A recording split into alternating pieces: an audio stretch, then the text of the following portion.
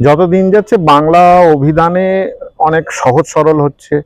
আগে যেমন বানানে আকার ইকার এত কিছু ভাবনা ছিল, এখন তো ভাবনা অনেক কমে গেছে। আমরা ছোটবেলায় হাতি লিখতাম, হাতি নয়, বাড়ি লিখতাম, বাড়ি নয়। এখন এগুলো সব আস্তে আস্তে উঠে যাচ্ছে। তো এরকমই একদিন একটা মজার ছলে কথা একজনের থেকে শুনেছিলাম যে এই যে দম্পতি বানানে দীর্ঘই, আর এখন দম্পতি বানানে অনেকে হর্ষই লেখে। তো বলছি যাদের নাকি দাম্পত্য প্রেম বেশ শক্ত তারা দীর্ঘই, আর যাদের দাম্পত্য প্রেম বেশ আলগা আলগা তারা হর্ষই লেখে। তো এই ব্যাপারে একটা মজার গল্প বলি। এক স্বামী স্ত্রী বেশ কয়েকদিন ধরে যেরকম আর কি খুনসুটি ঝগড়া হয়, আপনার আমার পরিবারেও চলে, তো ঝগড়া চলছে, ঠান্ডা লড়াই।